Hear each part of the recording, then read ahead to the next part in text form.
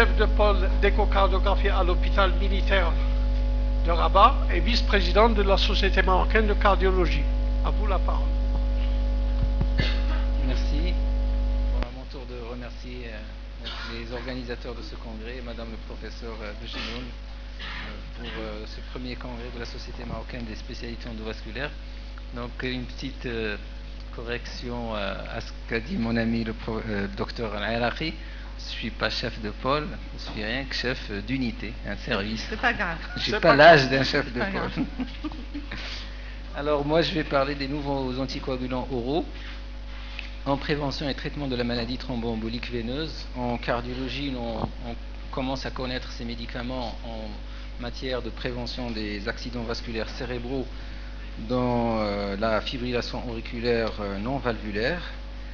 Et ces nouveaux anticoagulants oraux qui se sont développés ces dernières années en raison des limitations des antivitamines K, avec deux grandes classes pharmacologiques, les antithrombines directes, donc le dabigatran, et les antifacteurs 10 activés, actifs le direct, le rivaroxaban, apixaban et edoxaban. Alors, l'intérêt actuellement bien établi dans différentes indications, dans la prévention des thromboses veineuses profondes en chirurgie orthopédique, dans la prévention des accidents vasculaires cérébraux, dans l'arythmie complète par fibrillation auriculaire non valvulaire, donc en cardiologie, et plus récemment dans le traitement de la maladie thromboembolique veineuse, regroupant les thromboses veineuses profondes et les embolies pulmonaires non graves. Donc un petit rappel sur la coagulation. Donc différentes anticoagulants ont été développés ces dernières années. Et pour ces deux classes pharmacologiques des anticoagulants oraux, c'est surtout la phase de génération de thrombine au niveau de l'activation du facteur 10A.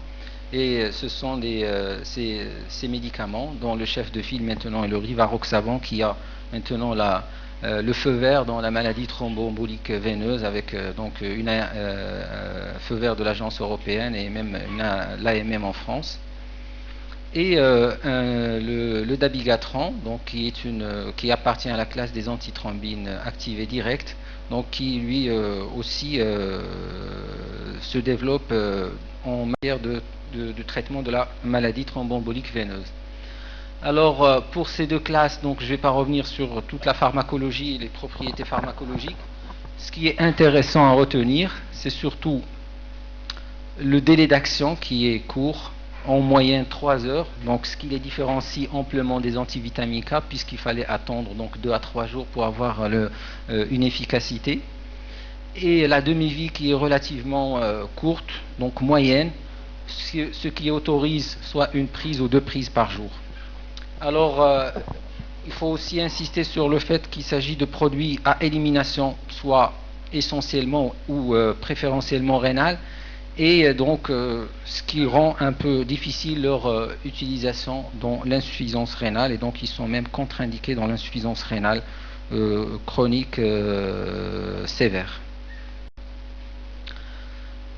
Alors le premier domaine de développement de ces médicaments, c'est surtout la prévention des événements thromboemboliques veineuses après chirurgie orthopédique. Donc c'est le premier domaine où ces médicaments se sont développés. Donc au Maroc, nous avons le rivaroxaban qui est maintenant prescrit par les réanimateurs en post-chirurgie de prothèse totale de hanche ou de genou. Alors pour le dabigatran, son efficacité dans cette indication donc, a été démontrée par un certain nombre de protocoles d'études en Europe et aux États-Unis. Et dans ces études, ils ont utilisé une prise unique de 150 ou 220 mg comparé à 40 mg d'énoxaparine, une prise par jour, sauf dans cette étude où le dabigatran a été comparé à 30 mg x 2 par jour, avec une durée moyenne de traitement selon qu'il s'agisse de prothèse totale de hanche, donc 4 à 5 semaines, ou prothèse de genou, à peu près 2 semaines en moyenne. Alors cette indication, dans ces différentes études, on remarque qu'il n'y a pas d'infériorité du dabigatran par rapport à l'énoxaparine en prise unique de 40 mg par jour ou en double prise de 30 mg par jour dans la prévention des événements thromboemboliques après mise en place d'une prothèse totale de hanche ou de genou.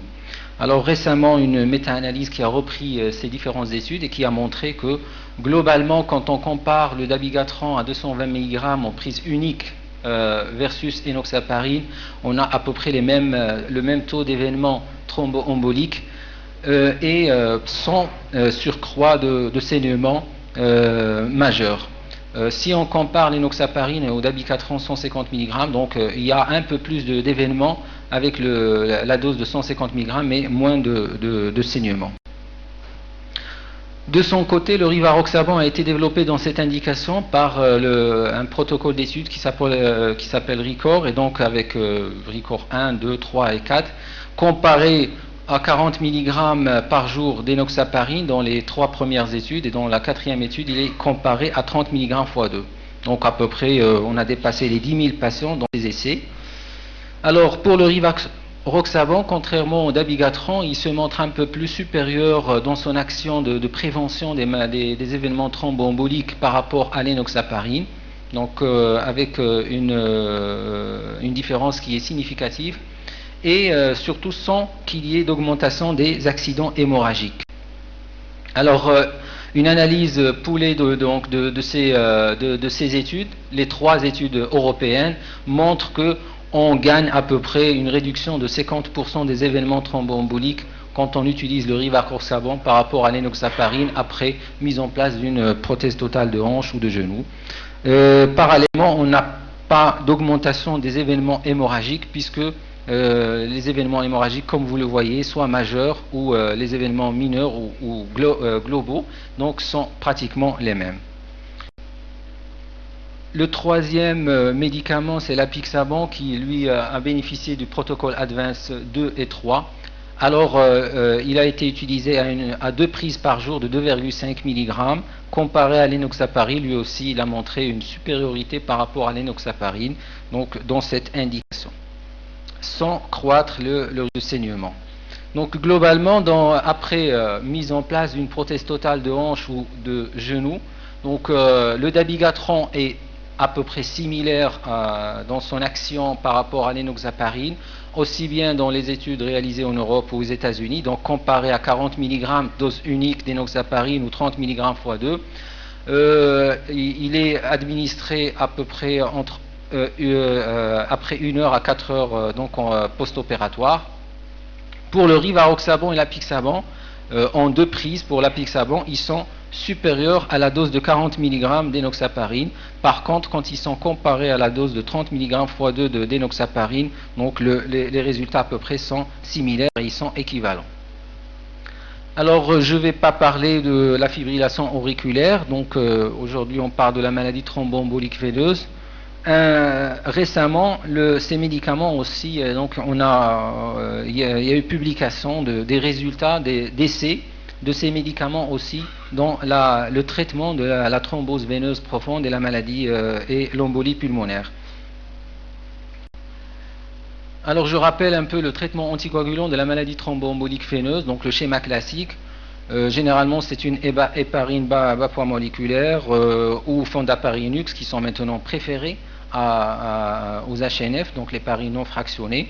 Une durée qui est entre 5 à 7 jours qui permet un chevauchement, donc il faut commencer les antivitaminiques de façon précoce et donc jusqu'à avoir un INR supérieur à 2 et 3 à 6 mois de traitement en fonction bien sûr de l'étiologie et ce traitement peut aussi être prolongé dans certaines indications. Donc je ne vais pas revenir sur toutes ces spécificités. Alors pour le dabigatran, il a bénéficié de l'étude RICOVER. Donc 2500 patients et donc il y a eu aussi RICOVER 2, 2500 patients qui a donné les mêmes résultats. Alors c'est une étude qui est randomisée double aveugle. Donc les patients commençaient un traitement classique parentéral par HNF, HBPM ou fondaparinux, puis une randomisation au 3e jour. Soit que les patients prenaient donc une vraie warfarine donc pour avoir un INR supérieur à 2 ou un warfarine placebo, donc une fausse avec des INR faux. Et puis après, à partir du 5e jour, on continuait par une vraie warfarine dans ce bras-là avec du dabigatran placebo, ou bien de la warfarine placebo avec dabigatran qui est utilisé à 150 mg x 2 par jour, donc la dose qu'on utilise dans la fibrillation auriculaire. Alors les résultats, donc pratiquement pas d'infériorité du dabigatran comparé à la warfarine dans cette indication de traitement donc de thrombose veineuse profonde. 30% de ces patients avaient une embolie pulmonaire, donc ce qui ne permettait pas de retenir une place au dabigatran dans cette indication. Alors les résultats, essentiellement on a eu 2,4% d'événements thromboemboliques de récidive dans le bras dabigatran versus 2,1% avec donc non-infériorité qui est hautement significative. Qu'en est-il des saignements? Donc les saignements majeurs c'est à peu près la même chose, donc il n'y a pas eu de surcroît de saignements avec le dabigatran comparé à la warfarine. Par contre, en ce qui concerne les saignements mineurs, donc ou tout saignement confondu, donc il y a eu 16% dans le bras dabigatran contre 21%. Donc le dabigatran, les patients qui ont pris le dabigatran ont saigné moins que les patients qui étaient sous warfarine. De son côté, le rivaroxaban a été aussi développé dans la maladie thromboembolique veineuse, et d'ailleurs c'était un peu l'intérêt donc avec la communication des résultats et la publication l'année dernière de l'essai donc Einstein dans la DVT, dans la thrombose veineuse profonde, et PE dans l'embolie pulmonaire. Alors, contrairement au dabigatran, le rivaroxaban a été commencé dès le départ, et donc c'est une étude en ouvert. On ne pouvait pas faire donc de double aveugle ici. Donc rivaroxaban 15 mg x 2 par jour pendant 3 semaines, relayé par le rivaroxaban en prise unique de 20 mg, donc 3, 6, 12 mois en fonction de l'indication. À peu près 3500 patients. Il y a eu une deuxième étude, 4800 patients qui avaient une embolie pulmonaire avec ou sans thrombose veineuse profonde, et donc qui ont été randomisés de la même manière, 15 mg x 2 par jour pendant 21 jours de rivaroxaban contre un traitement, un schéma classique, donc HNF ou fondaparinux relayé par AVK avec un INR entre 2 à 3. Alors les résultats, moins d'événements thromboemboliques dans le bras rivaroxaban par rapport à l'enoxaparine, sans que ça soit significatif, et sans qu'il y ait donc de surcroît de saignement dans le bras rivaroxaban. Pour ce qui est de l'essai avec l'embolie pulmonaire, la même chose. Donc le rivaroxaban n'est pas inférieur à l'enoxaparine dans le traitement de la thrombose veineuse de l'embolie pulmonaire non grave, avec bien sûr donc un petit peu moins de saignement, et surtout moins de saignement majeur par rapport à l'enoxaparine.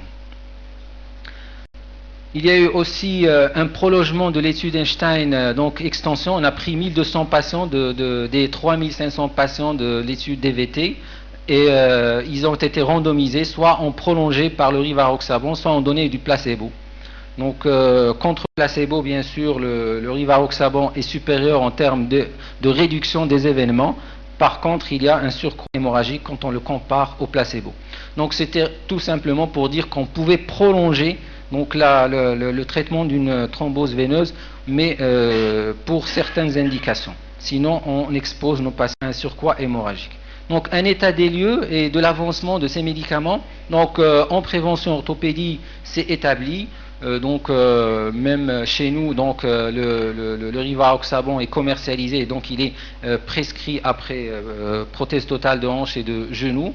En fibrillation auriculaire, ces médicaments ont leur place maintenant en Europe, en France. Et pour la maladie thromboembolique veineuse, le rivaroxaban a eu dernièrement le feu vert dans le traitement de l'embolie pulmonaire non grave et la thrombose veineuse profonde, et il a eu aussi l'AMM en France. Alors quelques particularités avant de finir. Il s'agit de médicaments qui ont des interactions médicamenteuses, donc un petit peu moins que les AVK, mais qui existent et qu'il faut connaître bien sûr, mais pas d'interaction alimentaire. Une stabilité donc de l'effet biologique et un rapport bénéfice-coût qui est favorable. Il n'y a pas de, pour la surveillance biologique, elle n'est pas indispensable comme pour les AVK, et donc il n'y a pas cette contrainte que les patients vont faire donc des TP-INR répétitifs. Par contre, quand il s'agit d'événements thrombotico-hémorragiques, donc cette surveillance biologique est conseillée. Alors prudence pour l'insuffisance rénale, donc ces médicaments sont contre-indiqués quand la clearance est inférieure à 30, bien qu'on a pu utiliser à faible dose le rivaroxaban dans la fibrillation auriculaire pour des clearances entre 15 et 30, chez les sujets âgés et chez les patients avec cancer, puisque les patients avec cancer dans ces essais ne constituaient pas donc que un peu plus de 5% des malades. Alors les accidents hémorragiques, c'est un problème bien sûr. Donc les tests d'hémostase usuels ne sont pas spécifiques.